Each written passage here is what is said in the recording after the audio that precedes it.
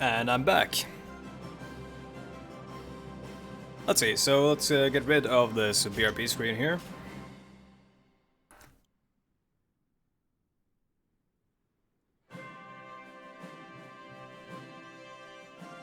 And let's see, let's set up the music and everything. Keep it kind of audible, but not too loud. I want to be able to hear myself think, after all, and then let's see. So, where were we? We haven't played in a while. We're doing an invasion of Mongolia.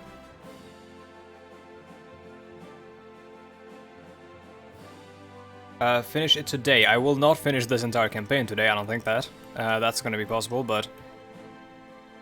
Because we have some enemies in Europe. Actually, no, we pieced out, yeah. I don't know, we might be able to. We'd have to take over the Australasian Union and some other stuff before we could finish this, so probably not today. So look, scouts.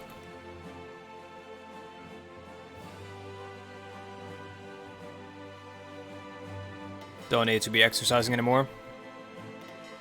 Hunter killers don't need to be exercising anymore.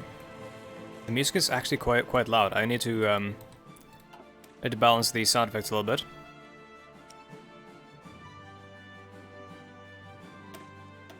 Like so. Yeah, so we're slogging our way through Mongolia at the moment, trying to reach the important victory points.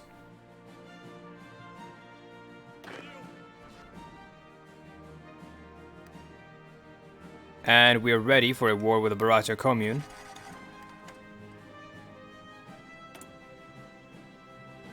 Oh yeah, of course, I forgot about this part. We have no steel.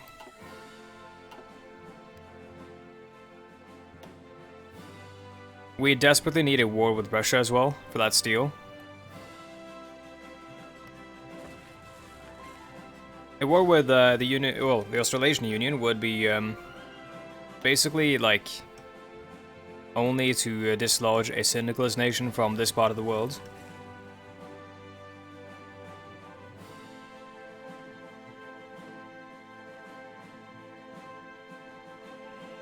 So honestly, Russia is actually, like, strategically speaking, much more important. It's gonna, like, a war with Russia is gonna last a very long time, though.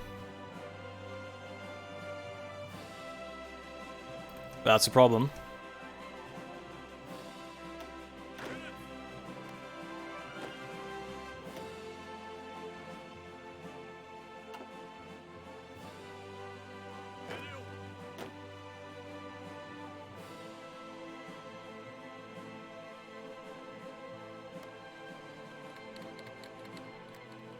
Cancelled all the non-aggression pacts because we ended the war. With the Germans, of course. Because we fought them for Germany East Asia, just to sort of recap what happened. That's why we're holding on to this territory here, but all that gave us was rubber and all that, but right now what we need is steel.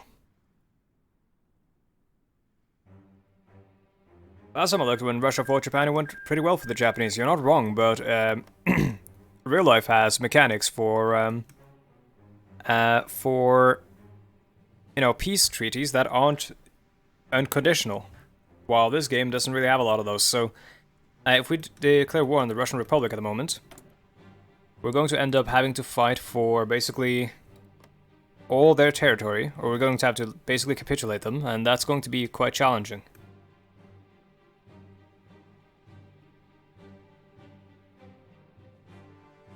Oh yeah, I'm not gonna take their territory. I'm gonna puppet them. But I mean, honestly, 1-1. I don't know if the game has events for that, because it does have events for Germany piecing out after we take all their territories in the East Asia. So they might have events for that with Russia as well. I don't know. Right now, we just need to wait until our troops slowly slog through Mongolia against the Mad Baron von Ungern-Sternberg. This guy.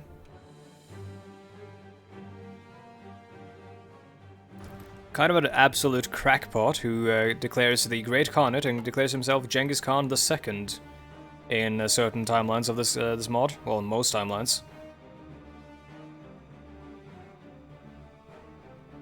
Also, we do actually have maximum oil at the moment, and we have a lot of extra like extra ships. Australasian Union keeps claiming our territory, which is... Go ahead. Have fun. They're not actually going to do anything about it. And if they do, it's gonna go in our favor.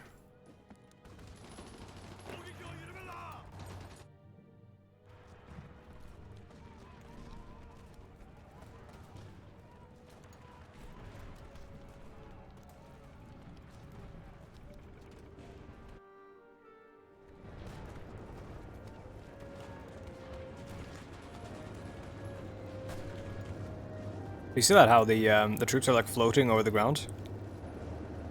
Oh, they aren't anymore. They were when they were fighting. That's kind of weird.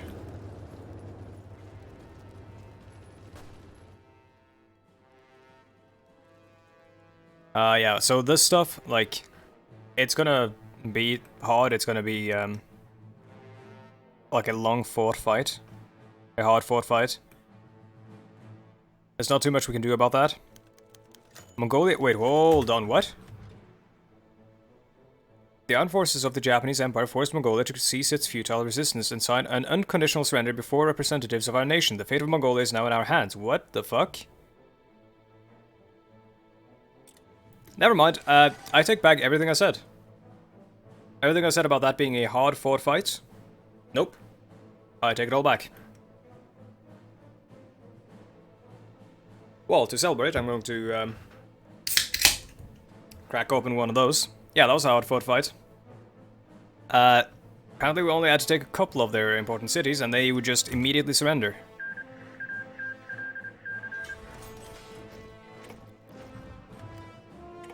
What the fuck?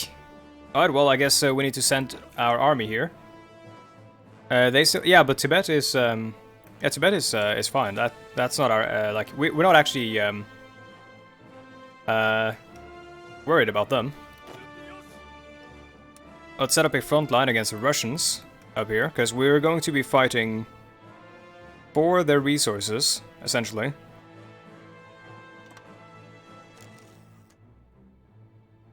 And their resources are all set up in the center of the country here.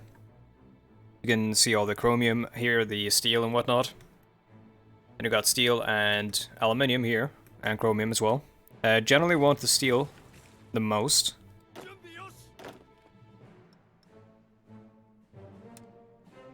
We're going to set up our armies up against pretty much every border we have with Russia.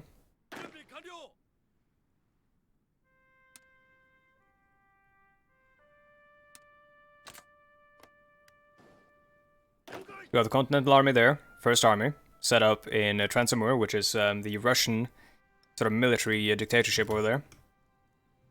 Exiles, Kolchak, I believe his name is. The leader, and then they're going to just be set up to push inwards.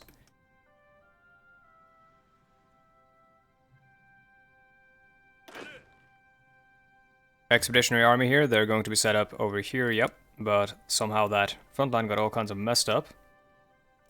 This is probably fine. Russia seizes northern Mongolia. Excuse me.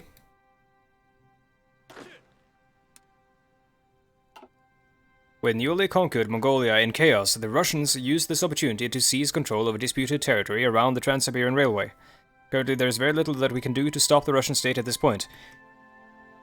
Very little, you say? This means war.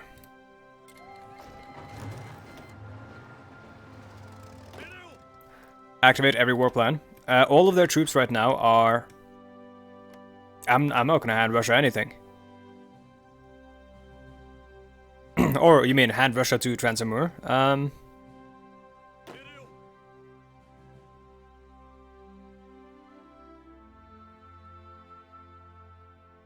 don't know, actually. Maybe we'll set up a puppet on the... or set up the Transamurian state here as a puppet on the east here. And then... puppet the... oh, sorry. I don't know, actually. We'll have to sort that out when we get to it. Excuse me, I got a piece of like a cracker or something stuck in my throat there, and that was kind of unpleasant. Called in Armenia. Oh, I'm shaking in my boots.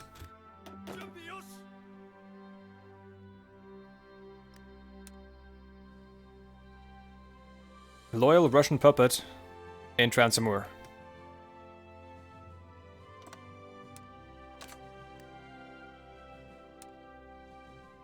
As in like... Oh, called in Georgia, okay.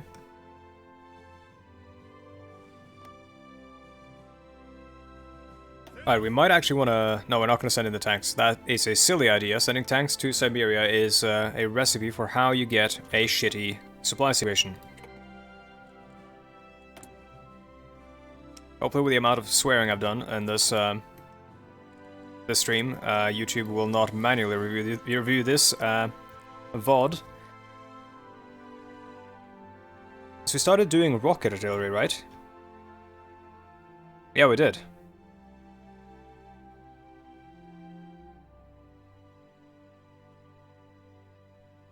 It's a unicorn to see Transamur, Russia. Well, I guess we might want to see a unicorn then. Let's work towards that.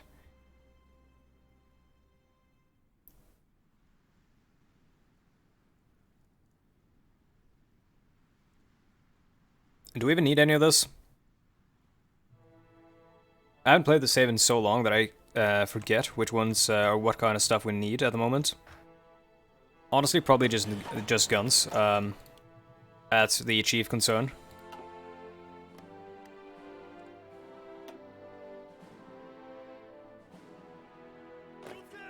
Technically, guns are kind of always the chief concern.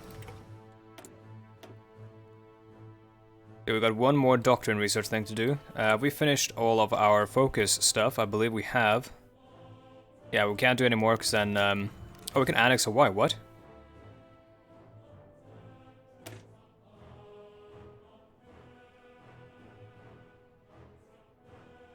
Hold on.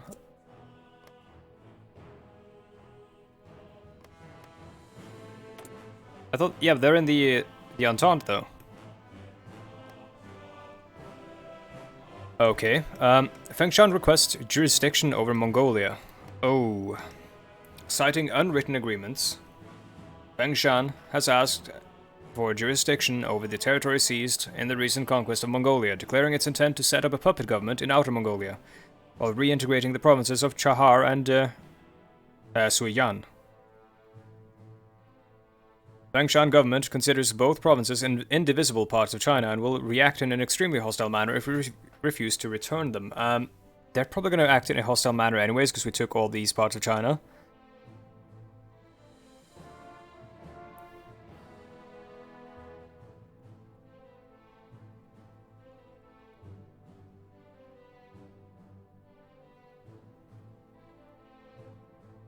I don't know, what do you guys think? And alright, I'll do just that, Bobbit. Yeah, what do you guys think we should do here?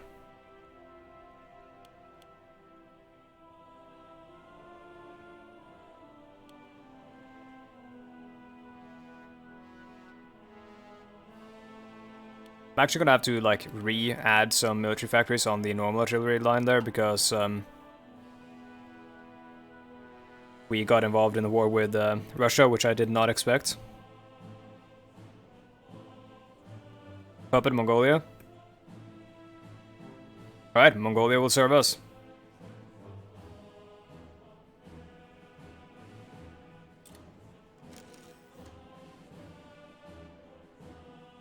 Now, of course, this could lead to dire consequences when it comes to our relationship here, so let's actually call in Transamur. Let's call in Fengshan as well. Just in case they... Oh, they will not accept. Oh, you motherfucker. What?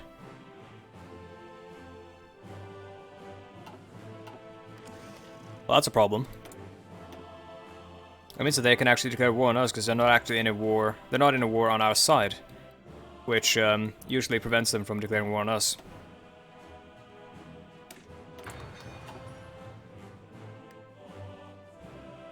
Well, that is a problem.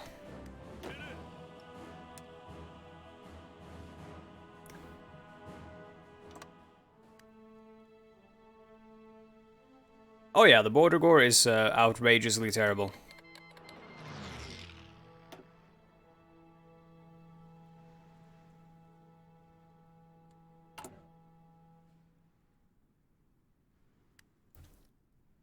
Destruction of the Singapore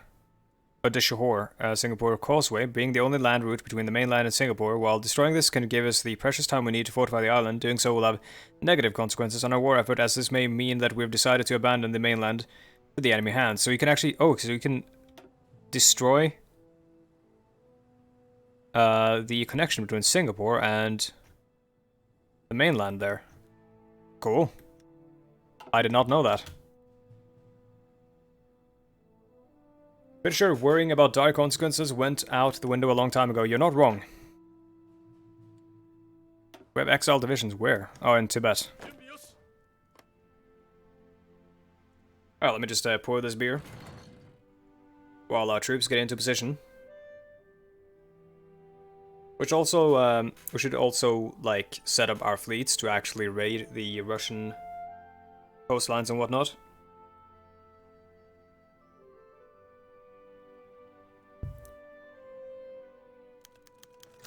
The fate of the Mad Baron. With the defeat of the Mongolian state, Baron Roman Nikolai Maximilian von Ungern-Sternberg, known as the Mad Baron, has fallen into our hands. What shall we do with this dangerous lunatic?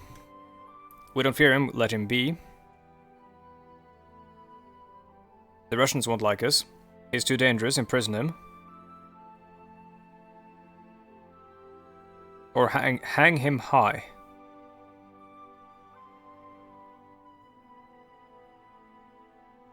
What should we do to the Mad Baron?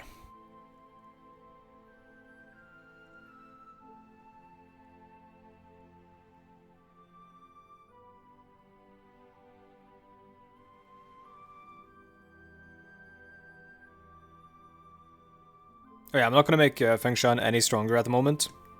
Because if we do, they might actually just turn around and backstab us. Yeah, what should we do to the Mad Baron? Well, we don't only piss off the Russians, we also lose stability, and we have only 37% stability at the moment.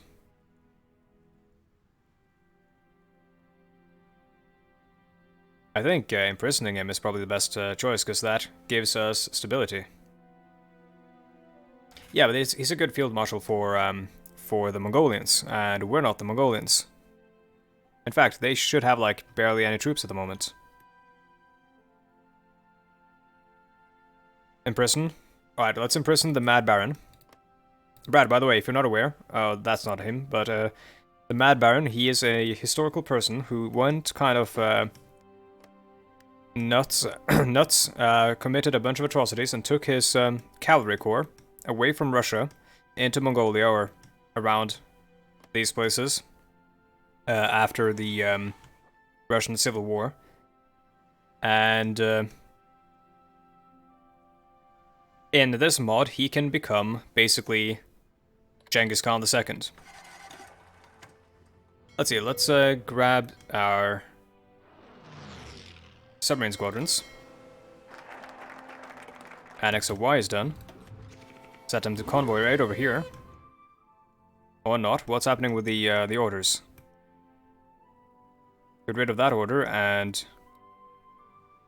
that order, because we don't need to raid the Entente lands or their ships anymore. Convoy raiding as well.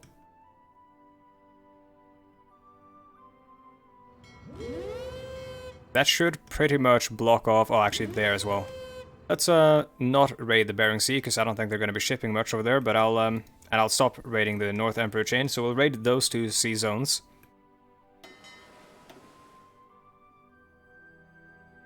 And if we spot any enemy fleets, we'll send our patrol fleets and our battle fleets to intercept them. Though I don't foresee that being a problem at the moment. Speed up time. I don't know if I'm going to do that quite yet, because we haven't really figured out what the strategic situation is going to be. Let's see, we need...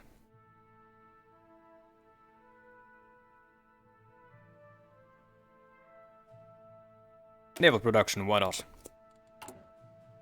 because of the lack of steel.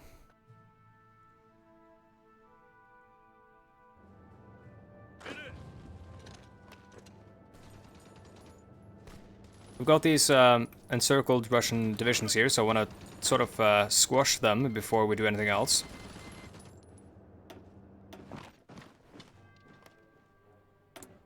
Fengshan actually went to war with Russia, the mad lads, as well. Awesome. Need cav, you're not wrong. We have a severe lack of cavalry. And our cavalry divisions are kind of garbage as well.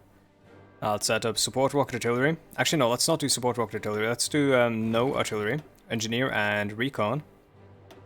Oh, whoops. Save them.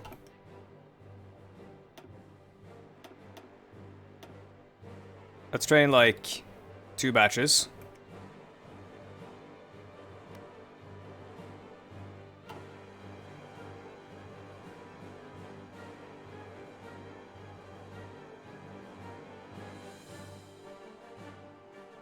Oh, dude, the supply situation is so bad.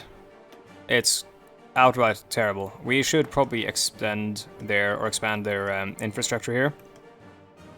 Fengshan government is just calling in everyone, just so that we can waste literally all the supplies we can get here.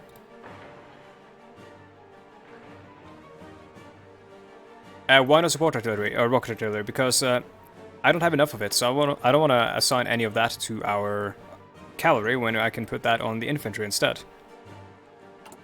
The cavalry aren't going to be like the main fighting forces, so I don't want to, try to build up their soft attack too much, because they're not necessarily going to need that for their roles anyways, or to accomplish their objectives and their roles.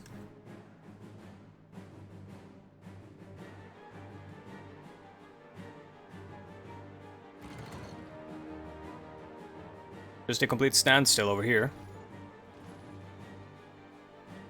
While the Russians are still fighting the Turkestan Khanate. Oh my god, extremely cursed Norway.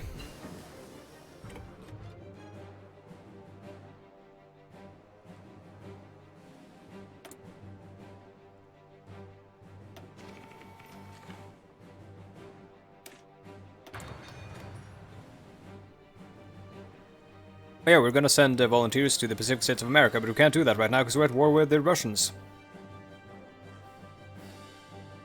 Am I going to stream more Kaiserreich after finishing the Japan one?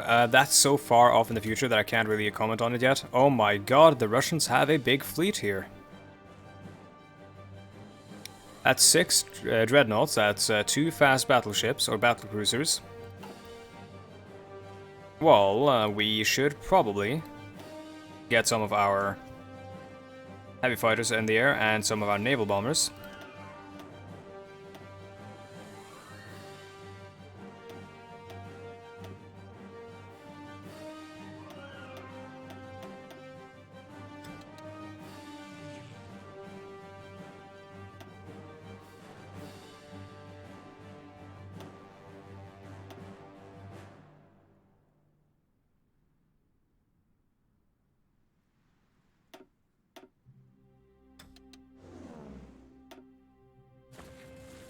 Let's see, we should assign the carriers and the dreadnought forces to be on, let's see, strike force duty.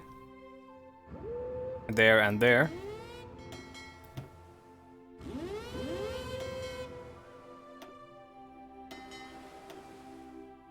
That essentially means that they will rush out to meet any enemy fleets that we spot.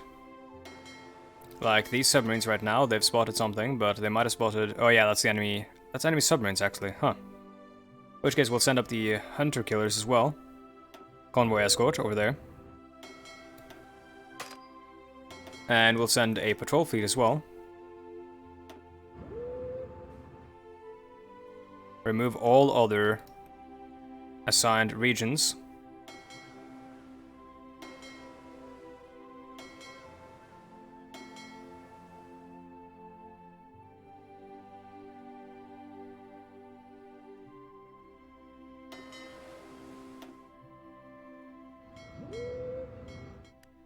There we go. Now I should be able to confront and meet that Russian fleet if need be. That's only submarines, that's only 13 of them.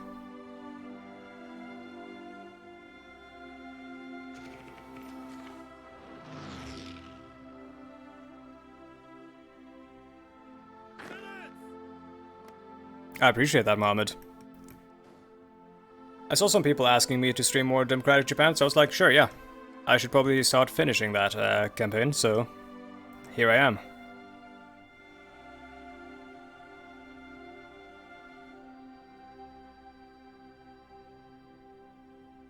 I'll probably go like a little bit over time, like I did last stream as well. So it's not like I'm only going to be streaming for another 30 minutes. Last time I streamed for like 4.5 hours, so I streamed... So that would mean like 1 hour from now. The Fall of Paris. Oh god, the Second Weltkrieg, it seems, sees a similar ending to the first. The Germans have rushed into Paris. As shocked Parisians looked on, the German army once more paraded through the same path they had during the Weltkrieg, down the Champs-Élysées and towards the Eiffel Tower. This festive atmosphere finally descended into a vicious urban combat with communard resistance in the dead of the night, as German tanks easily plowed through inefficient barricades in the large Parisian avenues. Did I annex Qing? I did indeed, because I didn't want the Fengshan government to have them. And I also wanted the manpower and the industry and the... Well, I was about to say resources, but they only have 12 steel. Not that we don't need that, because we're suffering a severe steel deficiency right now.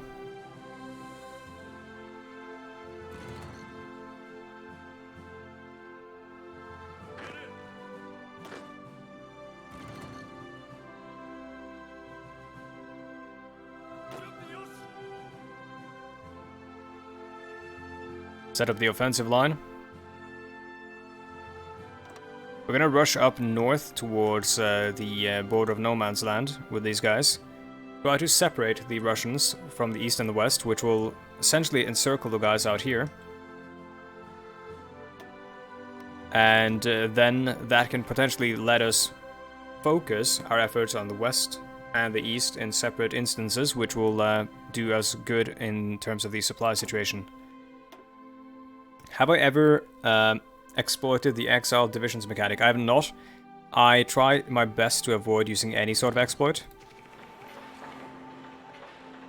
I'm not a big fan of exploits.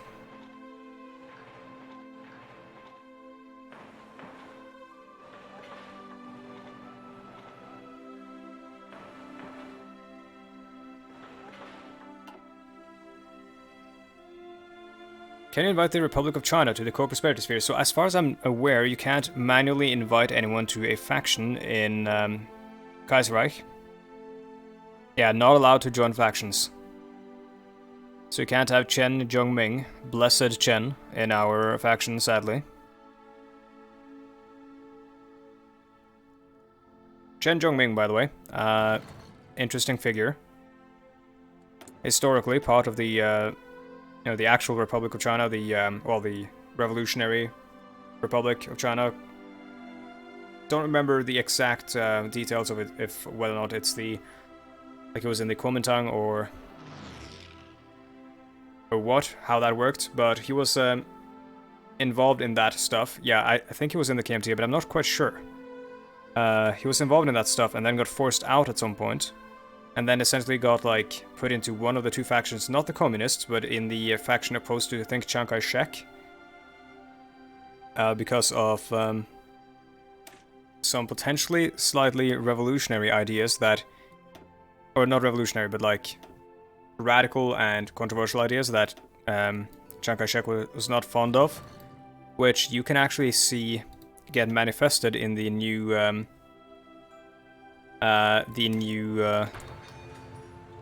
China update that's coming, where he can lead a faction which can try to establish a United States of China, because he wanted a sort of confederacy or a federation of various states, because China's very diverse in many senses, and like in terms of ethnicity, religion, all that stuff, culture, etc., language.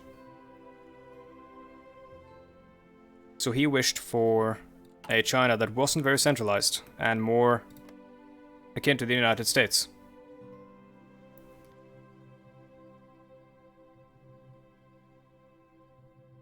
That's coming in the update, and you'll probably learn more about that then.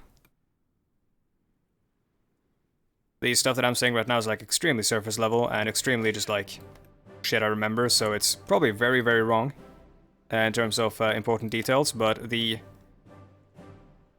core should be correct, I hope.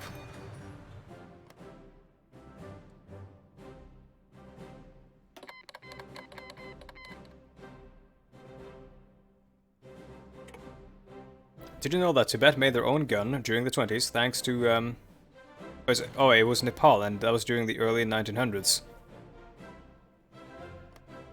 Okay, we got conflicting info here. The Bira gun.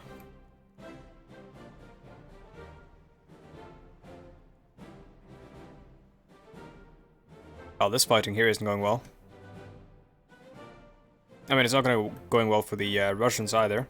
They've got a slight supply advantage because they've got the Trans-Siberian Railway and stuff.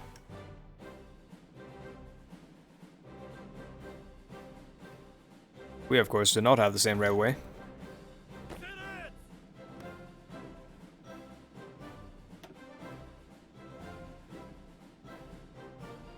Taking some more steel, so we should be making more ships now.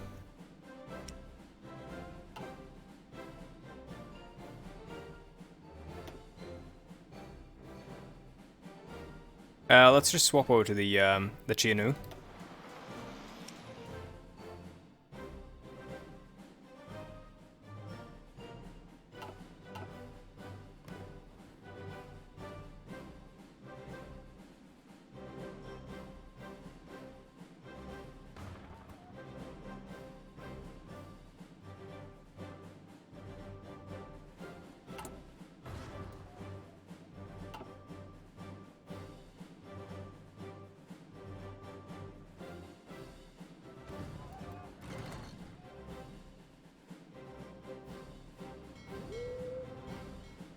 Oh, there's the Russian fleet. Target too strong, engage at medium risk, so then they're not gonna engage.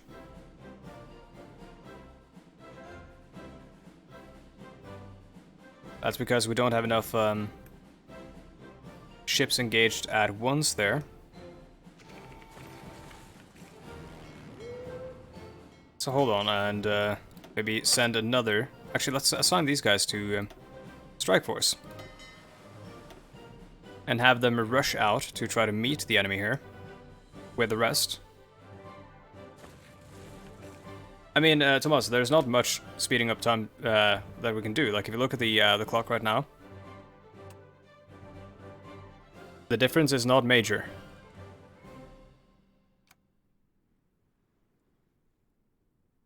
It's kind of limited by the speed at which the game can process information at the moment. And since we're kind of late in the war and a lot of stuff's happening, that is very, very limited. Yeah, we'll try to rush for what's it called? Okhotsk, I think. Just to also the game gets really laggy at the speed. Just to get the final, I think. Actually, no, they've got some. They've got one port over there. That's about it. I want to take out all their ports in this region so that they can't resupply their fleet and repair it. That way, if we beat it in a land battle, or sorry, a decisive battle, it'll have to retreat all the way back to here to repair. That's gonna take ages.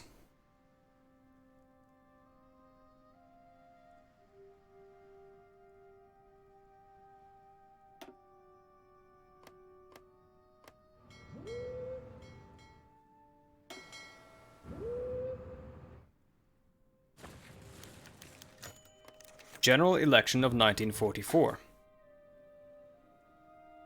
The time has come for a new general election, with the main and opposition parties now running. The choices are more varied than they have been since the late 19th century. After the elections are complete, His Majesty the Emperor will ask the new Prime Minister to form his cabinet. It's a constitutional monarchy, the way we want it. So we can have the socialists. Construction and ideological crusader, not useful. Resource gain efficiency, that's good. Stability, that's good. Nationalists, which will give a reduced recruitable population factor, not necessarily something we want. Production efficiency, that's good. Resource gain, that's really good. Liberals, Mobbit. Norway is yellow because it's incredibly cursed and has been invaded by Flanders Wallonia. Liberals results in resource gain efficiency and resistance growth and stability. And conservatives is, let's have a look at our, oh god, it's going to have to be liberals because they're the most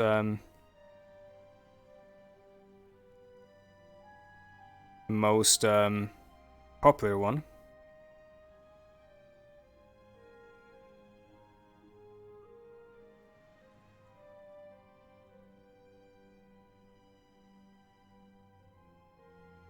Yeah, I kind of also want to do socialists for the meme, but I'm gonna go with liberals just because they're the most popular ones. So we're gonna keep the extremely, you know, weighted party popularity, which is going to generally, I believe, it gives us more political power. Let's legislate freedoms for more stability.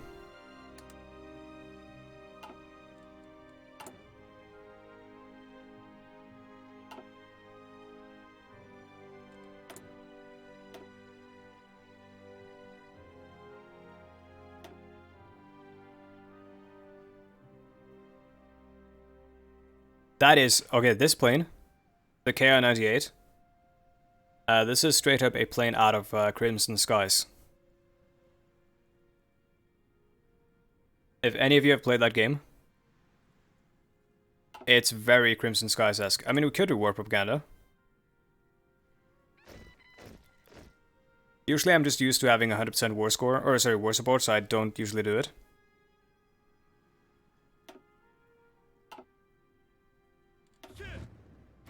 I've got more tanks, not that we necessarily need them all that much right now. Let's let's finish this one tank division here, and then not make any more.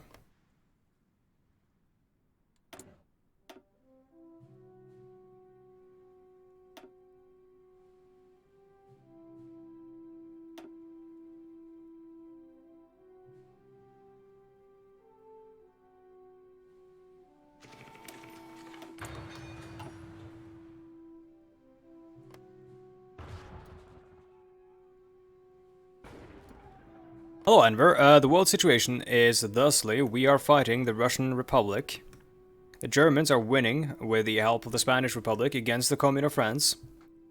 There has been a long-standing but ineffective naval invasion and beachhead in the Union of Britain here. Norway is incredibly cursed and has been invaded by Flanders Wallonia. Spanish Republic did ally with Germany, yes. Under Francisco Franco, which is kind of strange. See, and we also have this strange thing here. The Irish Socialist Republic, which I've never seen before this game. And American Civil War is still ongoing.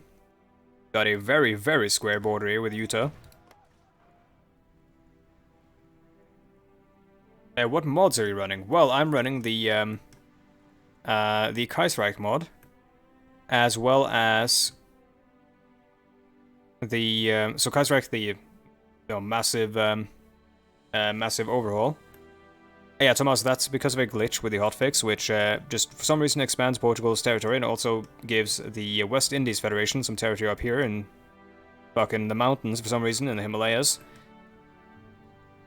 But yeah, the Kaiserreich, total conversion mod, of course, and then also the MPU divisions icon mods. so MPU NATO icons that basically make these a bit larger and a bit more readable on, for example, mobile phones and stuff. And also I like the NATO icons in general. And the colored buttons mod. And state transfer tool. Enhanced, or sorry, player-led peace deals, but that's just because that blends well with Kaiserreich, because you gotta, like, annex everything. And that's about it. Yeah, this one didn't get puppeted by the Union of Britain. That's the strange part. They are completely independent and just decided to go syndicalist, and that is really strange. And also, another naval invasion, probably from the Isle of Man over into Scotland here. This one actually seems to be more effectual or effective. But yeah, and it is the mod in which Germany won World War I. It is a very interesting mod, and it's probably my favorite mod.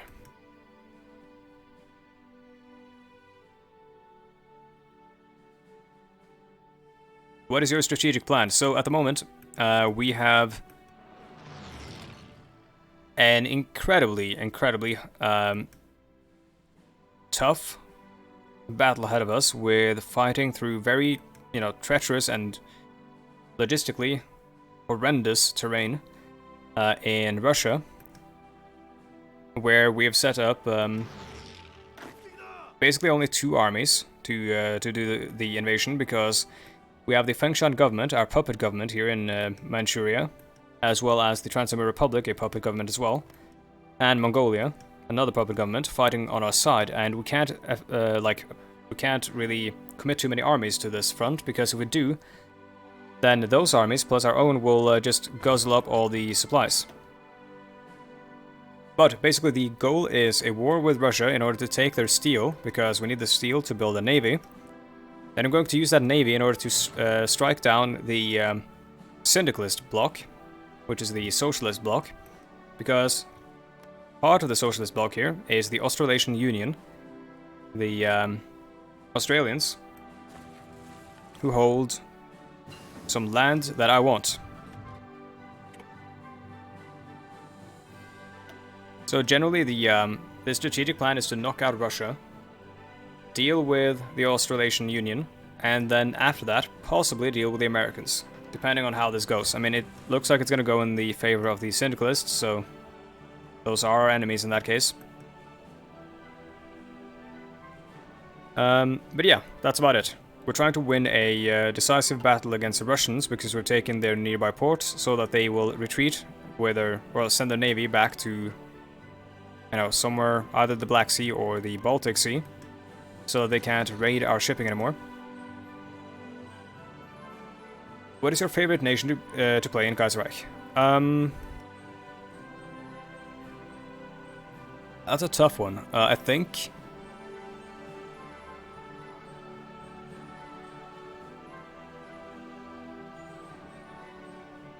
our enemy, you're correct, but I think probably. So I really like the Pacific States of America, because they pose a significant challenge, and they've got some cool lore and very cool atmosphere to them, I suppose. The art is really good and all that.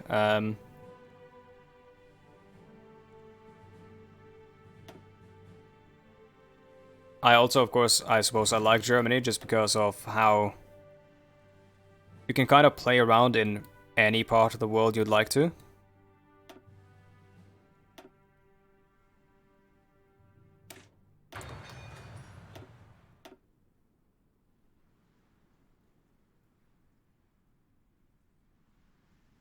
Yes, Enver, I'm doing basically that.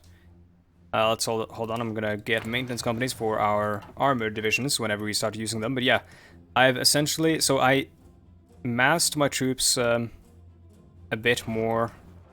See, I massed them a bit more narrowly earlier, but the idea was I was going to push up north here, reach this stuff, the impassable terrain, which will then cut off the eastern divisions, whose only port I've also already taken.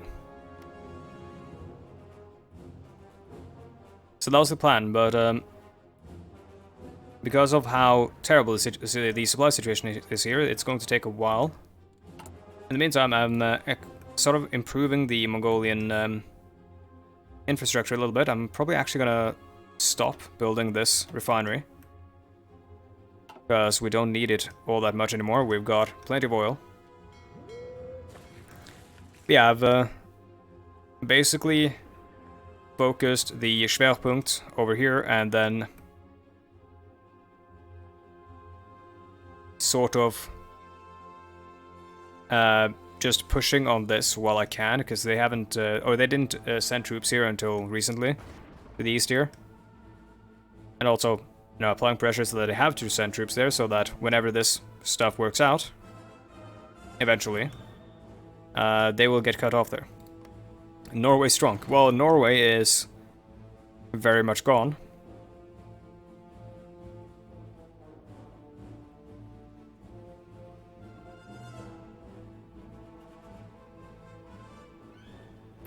If the CSA wins, blow up the oil storage and repair center, then bomb Pearl Harbor. Well, Pearl Harbor is part of the Kingdom of Hawaii, not the CSA. Oh, sorry, the PSA. They're not actually part of America at all. They're part of the Entente with the Canadians.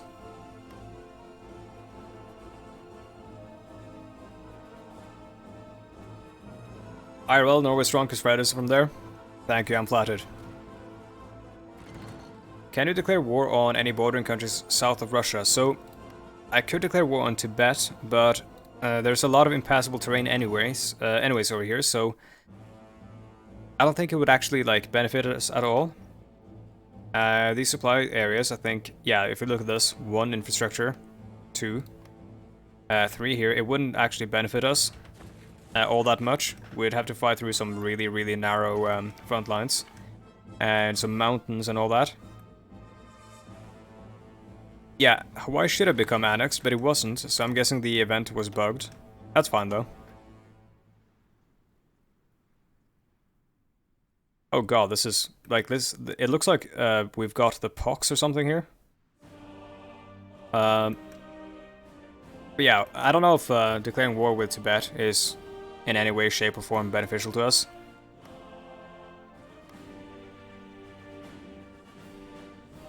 Hate how the Ottomans win every time nowadays. Well, technically they haven't won yet. They're still fighting the Egyptians. It's just sort of come to a stalemate over the Suez Canal.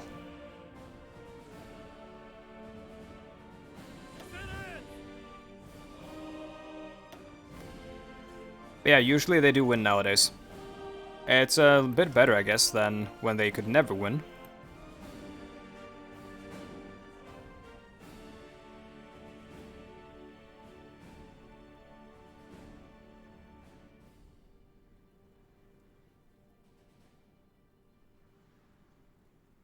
But yeah, I do agree. Yes, I am basically getting stuck into a war of attrition at the moment.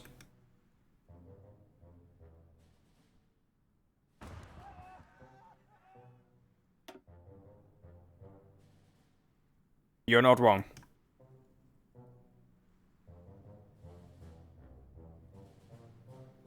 There really isn't much you can do in Eastern Russia, and that's why I was dreading fighting them. There really isn't much you can do in terms of, you know, strategic or tactical, I guess, ploys in order to actually win this. But you can see here, they don't have enough troops to patch up the entire line, so the war of attrition here isn't as bad as you might think it might be.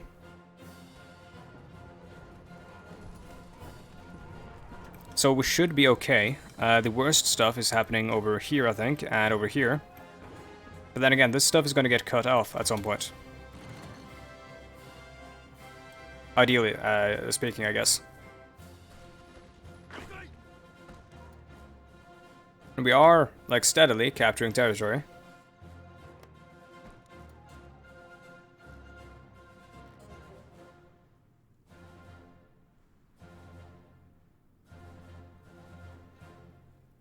In the meantime, honestly, we could start gearing up for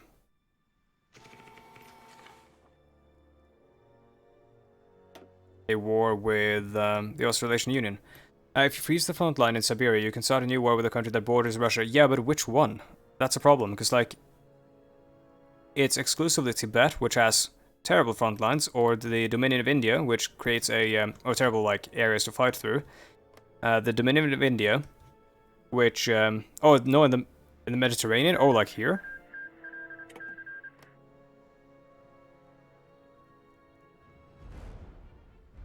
So I could invade the Ottomans, but then again, they're quite strong, and actually they're on service by requirement. It's not the worst idea.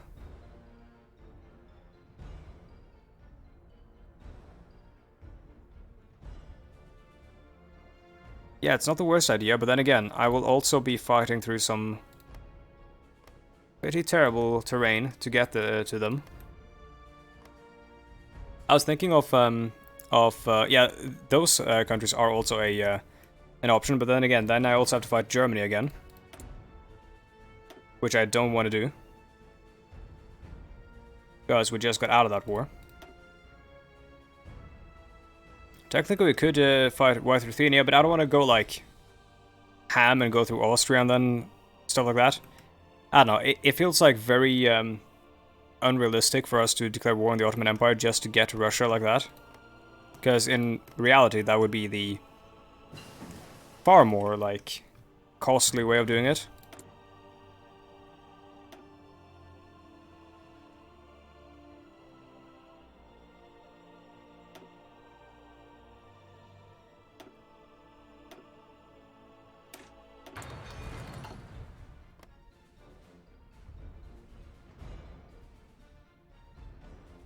I feel like we're going to, like, this is going to be a war of attrition over here, but I think once we get to this point, we're going to freeze the West fully.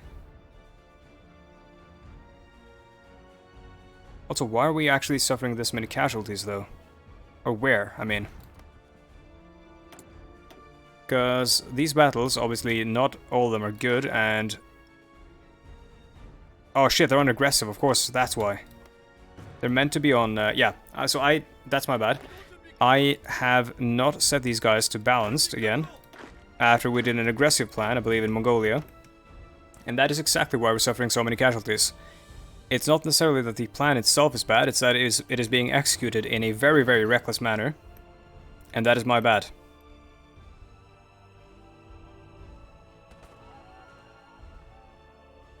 That's why they were fighting so many battles that they were, like, handily losing.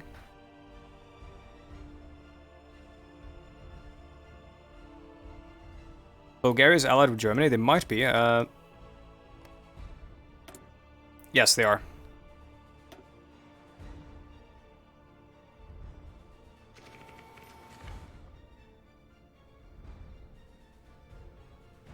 It's a pretty strong Reichspakt.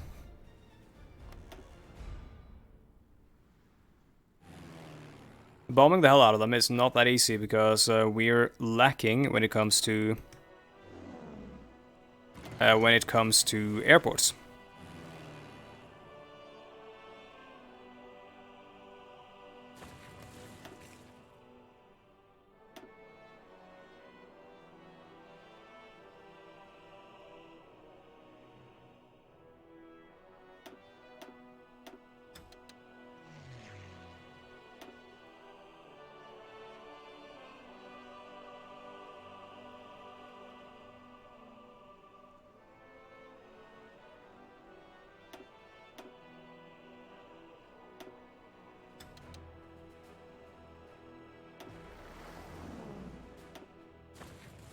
It's not a bad strategy, but it's not necessarily the kind of strategy I would like to employ at the moment, because we have basically no, like, business going on anywhere in Europe, and the idea of sending Japanese troops all the way to Europe, right, like that, is, what the fuck? The Baracha Commune declared war on the Baracha Commune. Yeah, exactly. The agrarian revolt, Mohandas Gandhi has been an advocate of resistance to the brutal Maximist regime. Oh my god, yes! Of Bosa in the Baracha Commune, and while he has long stated that this resistance must be peaceful, the patience of those within the agrarian party have apparently come to an end. Also Subhas Chandra Bose and Nirmal Kumar Bose. So now Nirmal Kumar Bose has taken control of the Agrarian Party and is leading a radical socialist, so I suppose a revolutionary Marxist-Leninist revolt against the Maximists in the Baraja Commune. Man, I want to fight them. Man, I want to fight them. Because we're going to be invading the Australasian Union anyways. Oh, there we go. We got the cavalry that we need.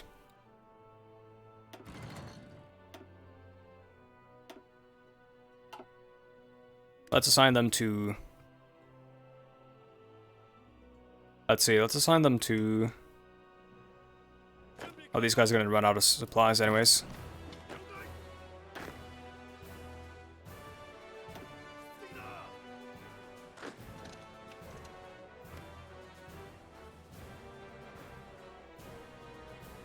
Towards Kashmir, yeah. If you're talking about Kashmir, like here. I don't know, that's the exact sort of area that I don't want to get into fighting in. This place where you've got like very narrow fronts and all of them are mountains. Like that is a recipe for a... Yeah, no worries. But that is a recipe for like a total war of attrition. Let's see. Get these guys into the Expeditionary Army. We're actually straight up losing a couple of divisions every now and then from this, which is kind of annoying. I think that's because of the aggressive attack plan that I had. Let's move this so that they get back on the more narrow frontier. Let these guys hold everything, because they can. They shouldn't have any trouble doing that. Gotta go, dinner time. Great stream as always, thank you. Enjoy your dinner, dude.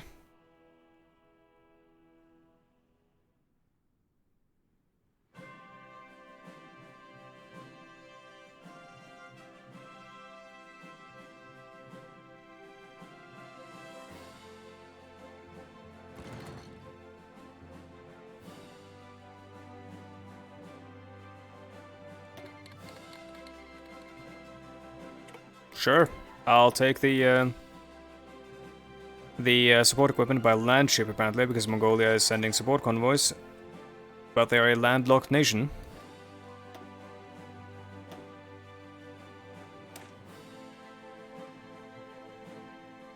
Let's swap over to research some... Actually no, let's research the next carrier as well. Modern carrier, because we've got the design company. What's happening over here? They've got a lot of fighters, well 300 fighters. We don't have a lot of fighters that can actually reach everything over there, so... I mean, we could assign a bunch of fighters, but... I don't know how much good it's gonna do.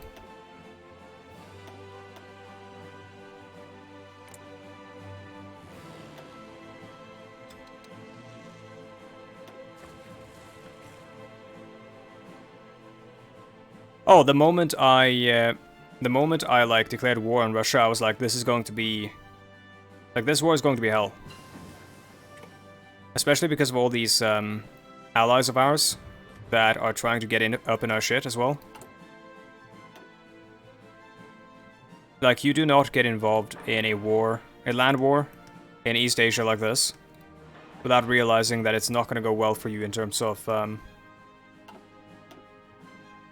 your manpower and all that.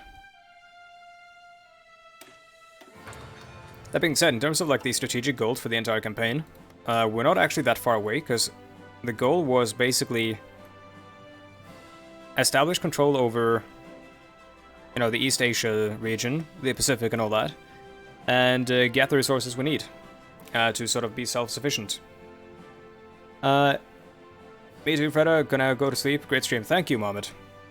Have a good night.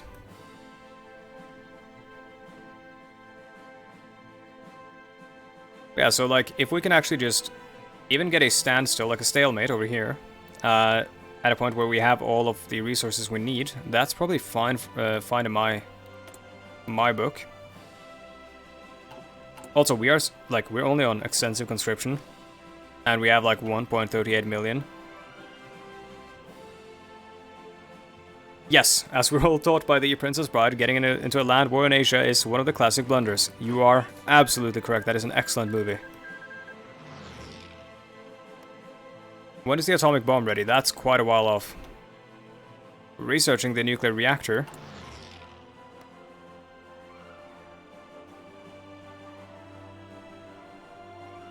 And also, we're going to have to make like airports and stuff in order to bomb important regions anyways. Or get basing rights or like military access.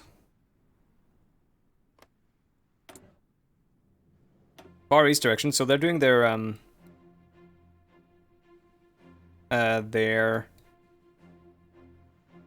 foreign policy stuff. That's good.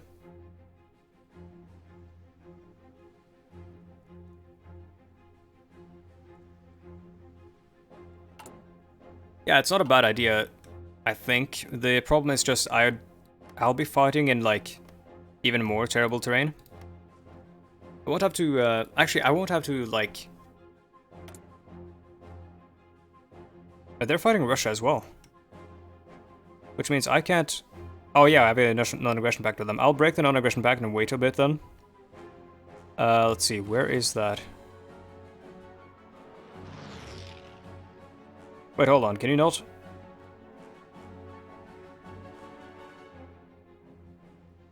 Oh, that's bad. 1945, yeah.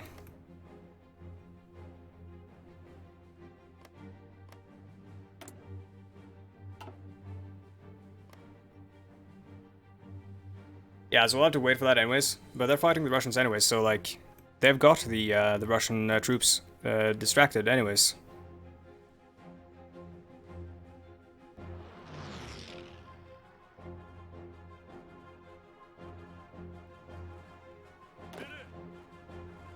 Let's see, we'll need a cavalry officer here. Don't think we have any.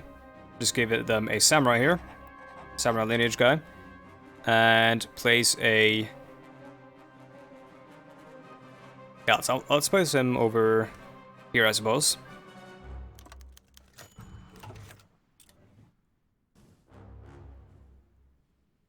We'll send him wherever we see, like, actual openings in the line. Which I don't see anyone... any, like, at the moment. But if we do, we'll send the cavalry out that way.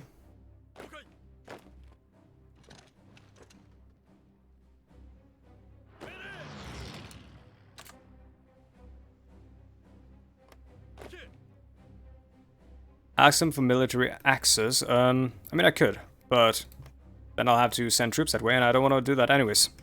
I'll just let them do their thing. I'm gonna go open a window, be right back.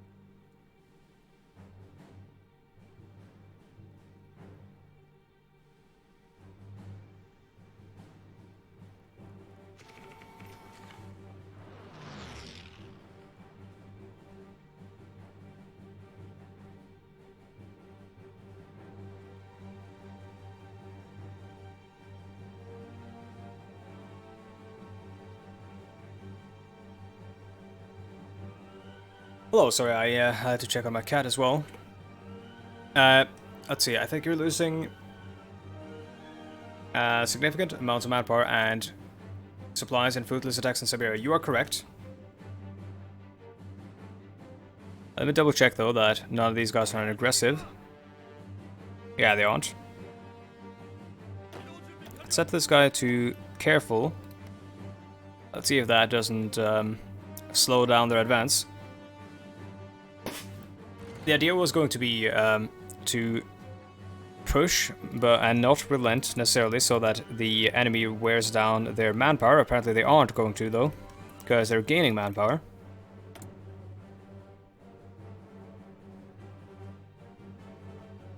Despite being on the same conscription law.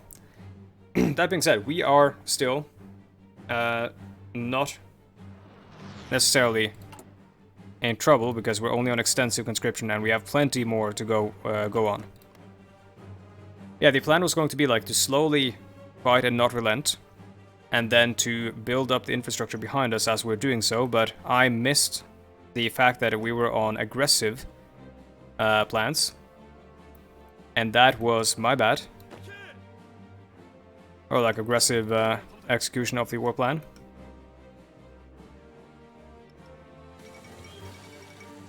Agrarian sees Calcutta.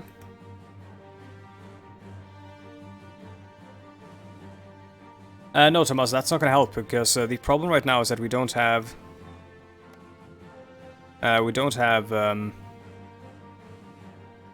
any supplies. The problem isn't enough men. It's that whenever they get there, they aren't like, let's see, yeah, look at the strength. Let's see. We have everything we need except for support equipment, and look at the strength.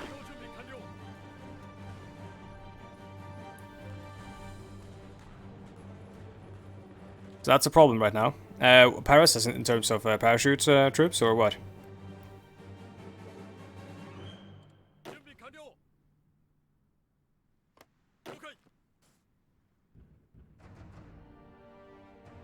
Yeah, Thomas, I'm doing that.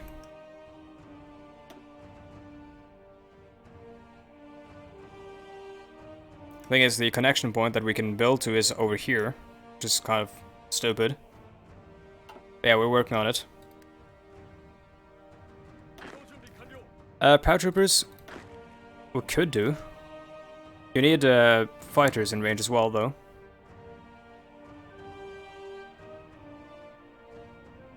I don't see any, like, necessarily productive use of paratroopers right here, right now, because it's just so much territory, and they need to, like, run across all that territory, which takes fucking forever, in order to capture anything that is going to be of note. And doing so is going to wind out all of their organization. Yeah, exactly. It's way too vast. Paratroopers, I feel like in Russia, they can only really be employed effectively in regions like here, and up by Petrograd and Moscow. Maybe up here as well. Like up here, it's just, I don't know, there's just not enough stuff of value for us to capture. And the stuff that is there is just way too dispersed.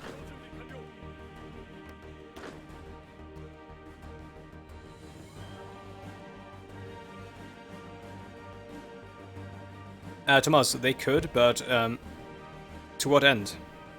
Like, if we just capture Moscow, we don't actually capitulate the Russian Republic, and then they're just gonna send one division and wind them down and kill them, because they don't get any organization.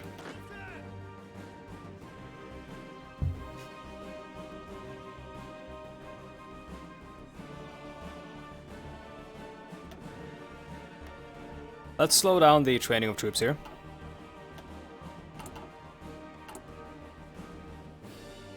And let's actually boost the production of support equipment right now, because that's like the only thing we're missing in great amounts at the moment.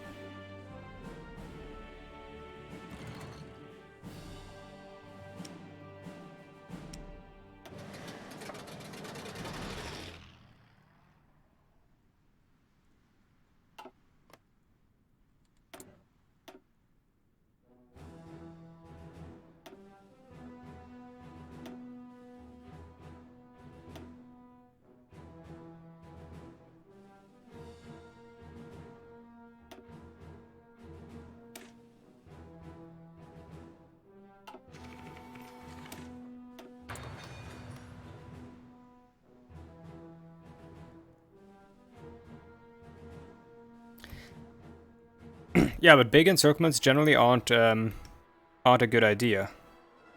They're far too risky. Yeah, look at this attrition. The attrition, by the way, isn't actually costing us men. It only costs us supplies. The manpower is being lost in battles, and those battles, there aren't that many of them.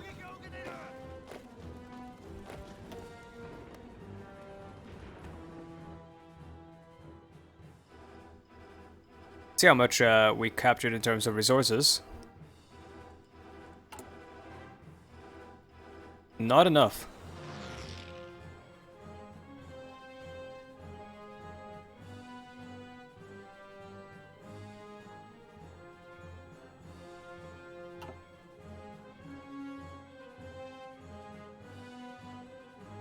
Yeah, I'm gonna stay defensive at the moment. I'm staying on careful, and let's see. Actually, I'm gonna stop this attack. I'm not gonna stop this attack because these guys are. Let's see. I'm gonna set them to careful though. I'm not gonna stop this attack right now because I think. Hold on. Never mind. Yeah, these guys should not be that plagued by supply issues right now. If we can just get these two up. Yeah, there's really nowhere to do any naval innovations that could be really, like, beneficial to us right now.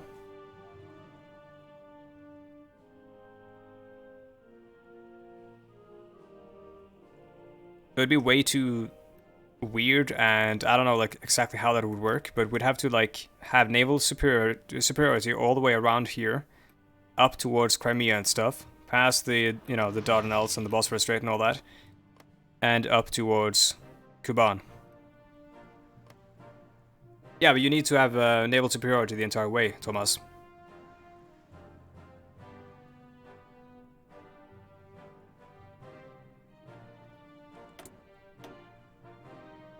I think Enver is kind of right. The best way is to just like hold on and see if something changes in the strategic situation.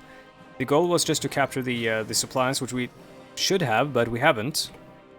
Which is what sort of weirds me out, because we've taken the regions, which should have the steel, but we haven't gotten the steel, which I'm guessing some of it has gone to Mongolia or some shit.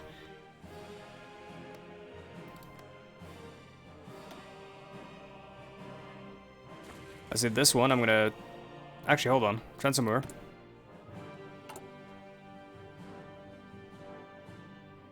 Probably just ask for their steel here.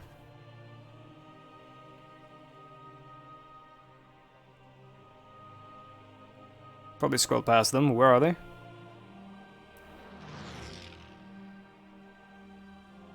There we go. Oh no, that's actually only a tiny bit. The goal was to capture the resources, and then, while we hold the resources, use that to build up the navy as we start fighting the syndicalists.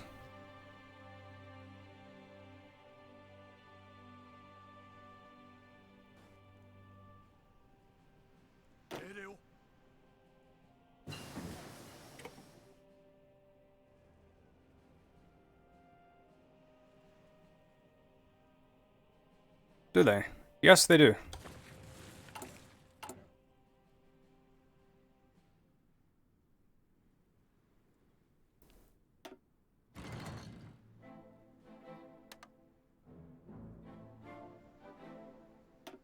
Like, a tiny bit left, though.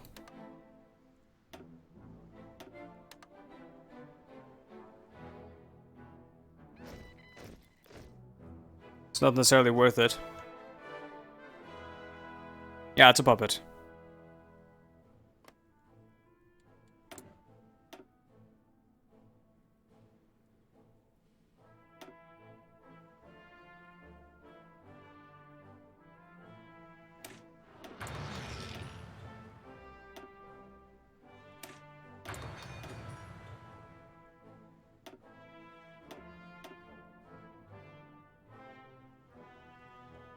We haven't even fought, like, basically any navies this entire game. Which is very strange to me. Let's actually go with strategic destruction. because I'm feeling like we need to do a lot of long-range bombing of enemy infrastructure in order to like wear them down. Let's swap out the Mitsubishi fighter manufacturer for a heavy bomber manufacturer. And let's research strategic bombers.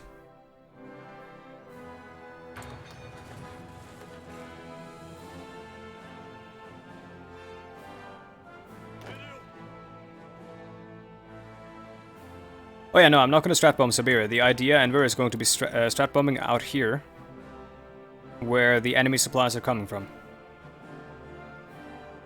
Because we're not going to be taking this stuff in the near future anyway, so we're just going to strat bomb this stuff by the Urals, and then we're going to try to starve them out the same way we are getting starved out right now.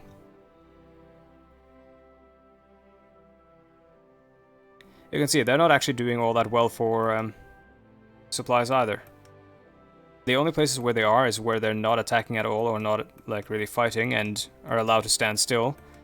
And the reason they're doing well compared to us is because they don't have their allies breathing down their necks like we do. Sort of hogging all the supplies.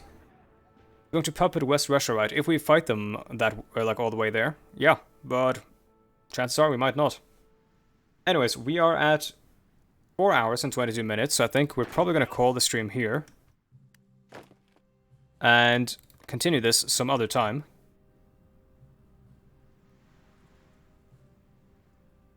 Good night, 101. Excellent timing, because I'm going to call it a night as well. It's 1:30 AM here.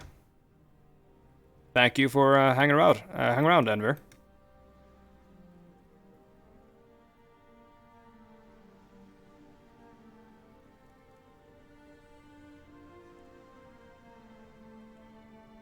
See you later, guys. Good night. It's been a good stream. I want to thank everyone for hanging out. I want to thank follows and thank lurkers. Thank everyone who chatted during both segments. And of course, if you'd like to see more of me, you can find me on the stuff on the screen right now. And also, to those of you who are not aware, there's our community Discord, if that is something that interests you. And that is about it. Again, thank you so much for watching. I'll see you guys next time. Goodbye.